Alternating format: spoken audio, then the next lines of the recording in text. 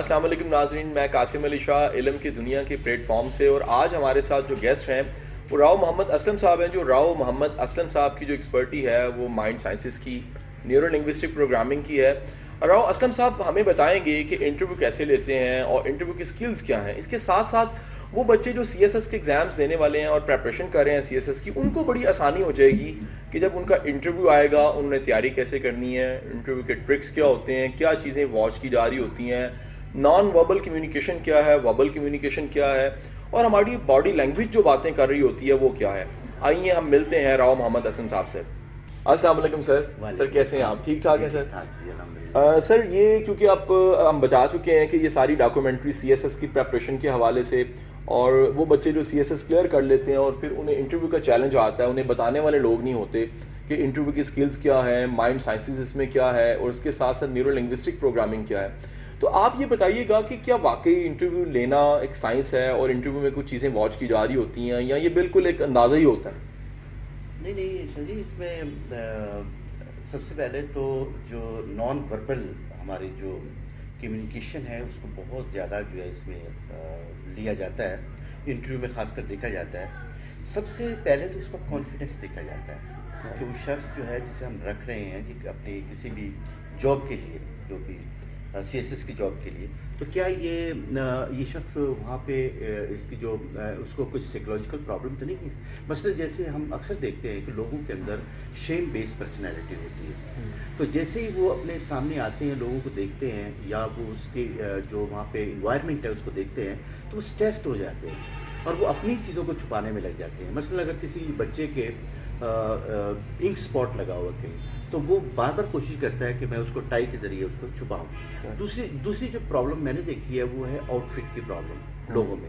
Out fit سے مراد یہ ہے کہ جو ہم لباس پہنتے ہیں وہ کیا ہے. تو میں نے دیکھا کہ جو لوگ لوئر مڈل کلاس کے جو لوگ ہوتے ہیں ان میں یہ پرابلم ہوتی ہے کہ شلوار قمیض میں تو آئے ہوتے ہیں لوور مڈل کلاس. جی لیکن وہ شلوار قمیض کے اوپر انہوں نے ویسٹ کوٹ نہیں پہنی ہوتی.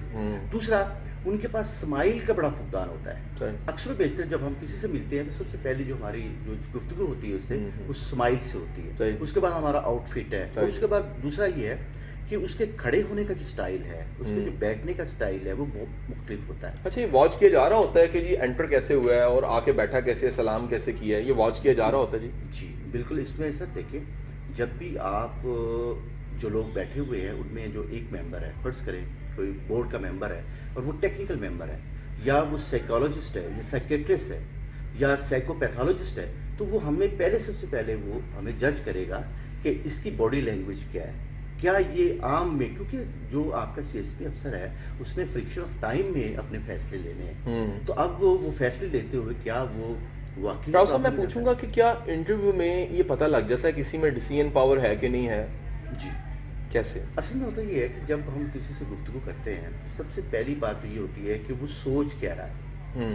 سوچ کیا رہا ہے. اگر وہ سوچ رہا ہے، مثلا فرض کرو اس کے وہ اپنے جو سیلف ڈائلاگ اس کے اندر چلتے ہیں، وہ اگر تو وہ ون ون کی پوزیشن میں نہیں ہے اور لوز ون کی پوزیشن میں ہے کہ اپنے آپ کو لوز کر رہا ہے اور وہ دوسرے کو ون کرنا چاہ رہا ہے، تو اس میں سب سے پہلے ہمیں پتہ چل جاتا ہے کہ یہ آدمی جو ہے یہ بالکل جو ہے. اور اچھا ایک چیز دوسرا، وہ بعض اوقات کچھ لوگ ہوتے ہیں ان کی باتوں میں سیکوینس نہیں ہوتا، ان کی جو گفتگو کر رہے ہوتے ہیں اس میں سیکوینس نہیں ہوتا.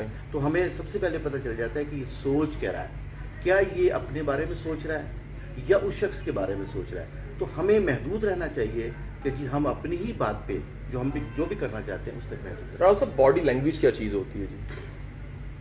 باڈی لینگویج سے مراد سر یہ ہے کہ اگر آپ کمیونیکیشن کو اگر غور سے دیکھیں تو میں نے جن کتابوں کو پڑھا ہے اس میں سب سے پہلے تو لیری کنگ یہ کہتا ہے کہ ہماری جو باڈی لینگویج ہے ہماری کمیونیکیشن کا 90% ہے. اور بہت سے لوگ اگر اس کو بہت زیادہ بھی میں بیک کیلکولیٹ کروں تو لوگ 55% تک کہتے ہیں کہ جو باڈی لینگویج ہے وہ ہماری اصل کمیونیکیشن ہے. صحیح جی. اور ورڈ تو ہمارے صرف 7% ہوتے ہیں. صحیح. تو اس میں کوئی شک نہیں ہے کہ ہم جب بھی کسی سے گفتگو کرتے ہیں تو وہ ہماری زیادہ باڈی لینگویج کو چیک کرتا ہے. مثلا میں ابھی ایک کمپنی کی طرف سے آ رہا ہوں تو اس شخص نے صرف مجھ سے یہ سب سے پہلے 2 سوال کیے. تو اس نے یہ دیکھا کہ یہ کام میرا کر سکے گا یا نہیں. تو اس نے میرا کانفیڈنس لیول دیکھا. تو وہ بیسیکلی وہ جج کر رہا تھا، میں اس کی آنکھوں سے دیکھ رہا تھا. کیونکہ ہمارے جو آئی کیوز ہوتے ہیں اس سے پتہ چل جاتا ہے کہ آدمی کینیستھیٹک ہے विजुअल है या ऑडिटरी है। तो वो मैं महसूस कर रहा था कि वो शख्स यानी न्यूरो लिंग्विस्टिक प्रोग्रामिंग में ये आईक्यूज ये बता देते हैं जी कि बंदे की पर्सनालिटी की टाइप क्या है। जी। उसमें सर जी असल आप देखें कि हमारे माइंड के दो हिस्से हैं, एक हमारा जो ब्रेन है लेफ्ट ब्रेन है, एक राइट ब्रेन है। जो लेफ्ट ब्रेन है वो हमारा माजी है तमाम, सही जी। यानी अगर वो अपने उसके आई बॉल जो हैं लेफ्ट ब्रेन की तरफ जा रहे हैं सही। तो इससे मुराद है कि वो अपने माजी से मुतालिक बात करना चाहता है। सही। अगर वो शख्स जो आपसे इंटरव्यू कर रहा है तो मैं उसको असेस कर लेता हूँ कि नहीं ये तो राइट ब्रेन को काम में ला रहा है, इससे मुराद वो फ्यूचर की बात करेगा सही। या प्रेजेंट की बात सही। करेगा, तो इससे वो असेस किया जा सकता है। अच्छा, ये जब कोई भी अंदर दाखिल होता है इंटरव्यू देने के लिए रूम में दाखिल होता है तो एकदम से वो बड़ा घबराया होता है, इसको कैसे मैनेज करे वो? हाँ। फियर एक होता है इंटरव्यू का, और मैंने देखा है कि लोग इतना रिटन पेपर से नहीं डर रहे होते जितना वो इंटरव्यू से डर रहे होते हैं। तो आपके ख्याल में इस फियर को कैसे मैनेज किया जा सकता है? ये बड़ा अहम है। इसमें शायद सबसे पहली बात तो ये है कि जो आपकी हार्ट बीट है वो सेम पेज होनी चाहिए। जो आपके अप साइड पे बैठा हुआ जो इंटरव्यू लेना चाहता है आपका, और आप लोअर साइड पे बैठे हुए हैं, सबसे पहले आप देखें कि उसकी हार्ट बीट क्या है, क्योंकि जाहिर है वो इसी कमरे में बैठा हुआ है या सर्दी है तो वो इंतहा। हार्ट बीट का कैसे पता लग सकता है? नहीं, हार्ट बीट का जो मेरा, जैसे फर्ज करें कि मैं अगर फर्ज करें कहीं गया हूँ तो जो मेरी हार्ट बीट है वो मेरा जो ब्रीथिंग पैटर्न है उससे पता चल रहा होगा कि जब मैं ब्रीथ कर रहा हूँ तो क्या मैं बहुत ज़्यादा हार्ड ब्रीथ कर रहा हूँ। ये तो बहुत डेप्थ में राव साहब बात चली जाती है। एक बंदा अंदर एंटर हुआ है, वो पहले ही बड़ा डरा हुआ है, वो उसकी ऑब्जर्वेशन के पहले ही छिके छूटे होते हैं। अपने फियर को वो कैसे मैनेज करके रूम में एंटर हो? सबसे पहले तो मैं लोगों को ये गुजारिश करूंगा कि जब वो अपनी रिटायरिंग रूम में बैठे होते हैं जहाँ पर उनको बुलाया जाता है वेटिंग रूम में, तो सबसे पहले वो पानी वगैरह पी के अपना जो मेटाबॉलिज्म है, जो आपका जो ब्लड की केमिस्ट्री है उसको नॉर्मल करें और कोशिश करें कि वो सेम पेज पे हों वो शख्स जिसको आप इंटरव्यू। अच्छा, लोगों में बहुत से लोगों में एक फियर होता है, वो होता है इन्वायरमेंटल, कि मसलन फ़र्ज़ करें वहाँ पे एक बोर्ड बैठा है, 15-20 लोग बैठे हुए हैं और उस शख्स ने इतने लोगों को कभी फॉलो ही नहीं करा, देखा ही नहीं है, तो उसके लिए सबसे पहले को अपने आप को स्माइल करें। जैसे स्माइल करेगा तो 109 जो आपकी जो मसल्स हैं आपके चेहरे के वो रिलैक्स कर जाएंगे। इस तरह उससे तमाम बॉडी आपकी रिलैक्स कर जाएगी। एक दूसरा ये कि आप जो सोच रहे होते हैं, जो आपका सेल्फ डायलॉग चल रहा है आपके अंदर, जो सेल्फ टॉक चल रही है, तो आप उसको नॉर्मल करने की कोशिश करें। इसमें एक बड़ी अहम चीज़ होती है कि या तो वो आदमी ब्लैंक हो जाता है या ब्लैक हो जाता है।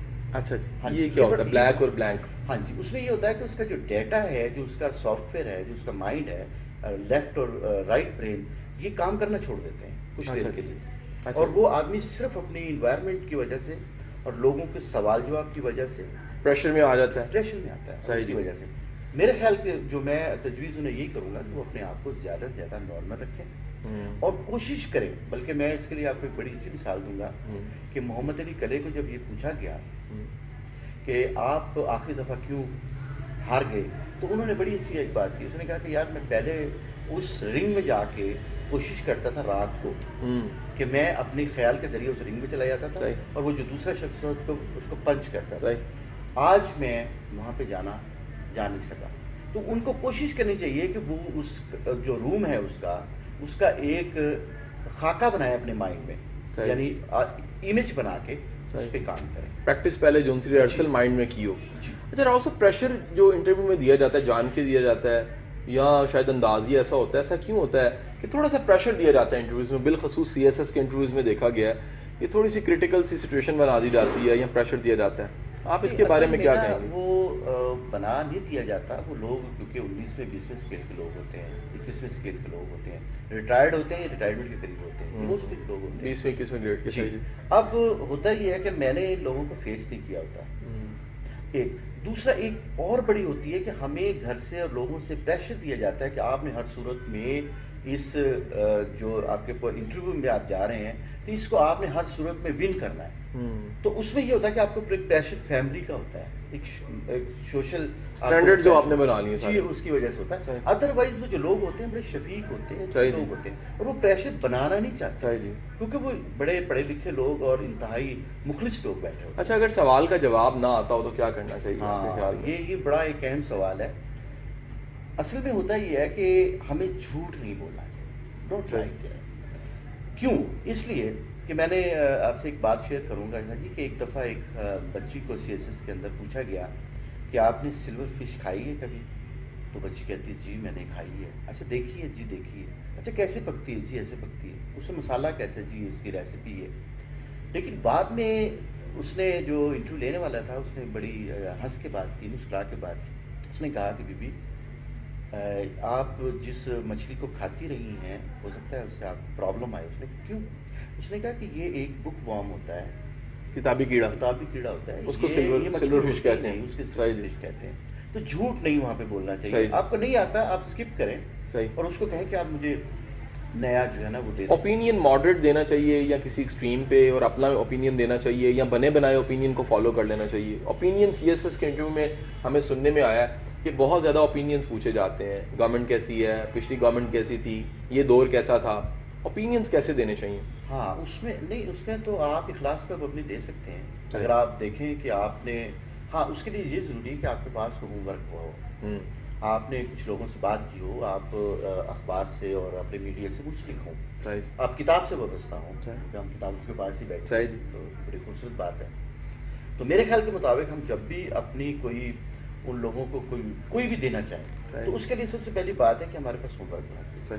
اگر آپ کا ہوم ورک نہیں ہے تو آپ وہاں پہ اس کے سوال, ایک چیز بڑی اہم دیکھی گئی ہے کہ ہم اکثر و بیشتر جب کسی انٹرویو ہم سے لے رہا ہے کوئی شخص تو ہمارے پاس ایک پینسل اور ایک پیپر ہونا ضروری ہے, تو ہم اس کا سوال کو کہیں لکھ لیں اور اس کے کچھ جز بنا لیں, اور اگر میرے پاس اوپینین ہے اس کے لیے دینے کے لیے اس جز کا تو مجھے اوپینین دینی چاہیے, ادروائز نہیں دینی چاہیے. اچھا عمومی طور پہ جو ہے وہ کسی پینل ڈسکشن میں تو ایسا پاسبل ہوتا ہے, انٹرویو میں پیپر اور قلم رکھنا جو ہے وہ ایک اس سینیریو میں شاید وہاں مناسب ایسا کم ہی ہوا ہوگا یا کسی نے ایسا کیا ہو.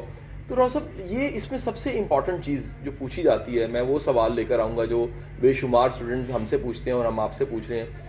راؤ صاحب انٹرویو کی کلوزنگ کیسی ہونی چاہیے؟ آپ آخر میں کیا ایک تاثر بنا کے, کیسا تاثر دے کے اٹھیں تو آپ یقین کر سکتے ہیں کہ وہ انٹرویو اچھا تھا؟ NLP میں ایک چیز کو شاید بہت زیادہ اہمیت دی جاتی ہے, وہ ہے پیسنگ اور لیڈنگ. بس فرض کریں کہ آپ جو وہ آرگومنٹس آپ کو دے رہے ہیں یا آپ ان کو آرگومنٹس دے رہے ہیں, دیکھو کمیونیکیشن میں دو چیزیں ہوتی ہیں, یا انکوائری ہوتی ہے یا ایڈوکیسی ہوتی ہے. وہ اگر وہ انکوائری آپ سے کر رہے ہیں تو آپ نے ایڈوکیسی دینی ہے. ٹھیک ہے.